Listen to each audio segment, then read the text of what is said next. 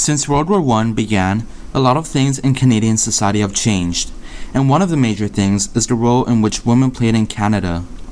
Women could not join the war and were not allowed to be soldiers. Nevertheless, Canadian women made an invaluable contribution to Canada and the war effort by breaking free from their traditional roles and maintaining Canada's economy, assisting soldiers overseas, encouraging men to go to war, and as well as reforming the government. During the war, some women assisted on the Western Front. Women joined the Red Cross and Royal Air Force and were ambulance drivers in Europe throughout the war. And they helped carry wounded soldiers from the battle scenes in France and Belgium to trains and ships that would take the soldiers to England for recovery. As well, there were also women that joined the Canadian Army Medical Corps and helped out during the war as nurses. In 1915, 105 Canadian military nurses sailed to England with the Canadian soldiers.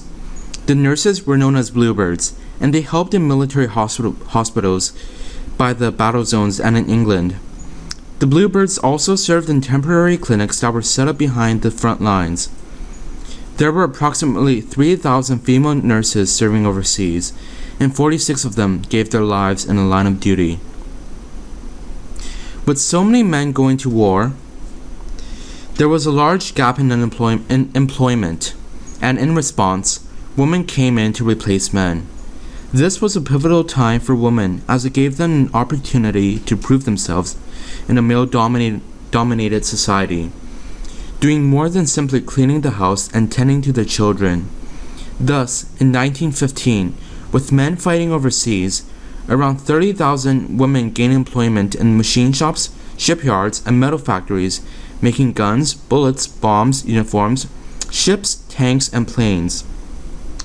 Women were also employed as welders, fitters, machinists, riveters, and numerous other jobs that, before the war, were considered men's jobs, and working women proved that they could indeed do a man's job.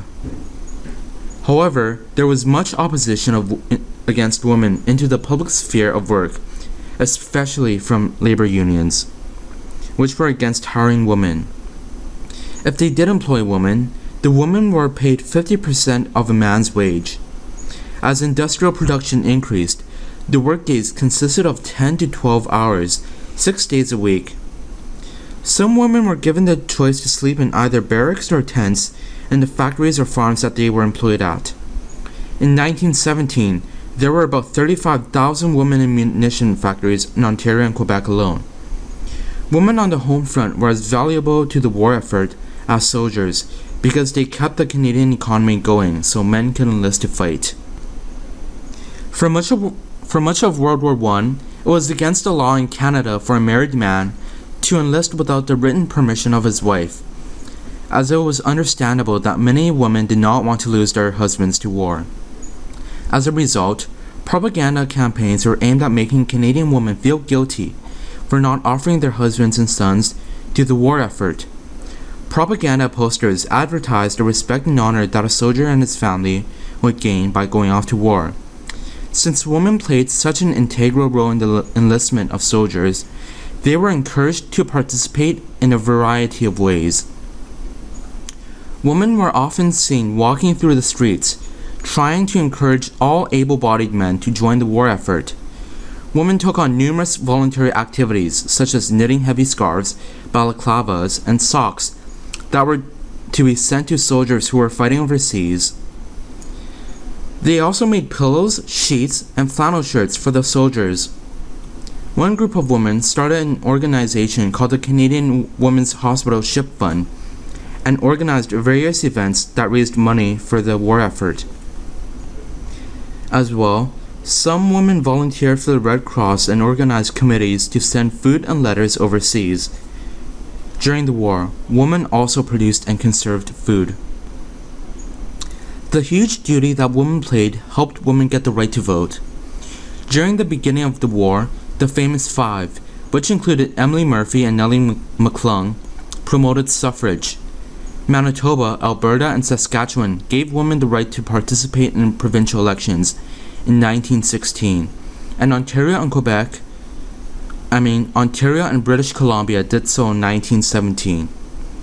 Also at that time, the Military Voters Act, passed in Ottawa by the Conservative government of Robert Borden, allowed nurses and women in the armed service to vote.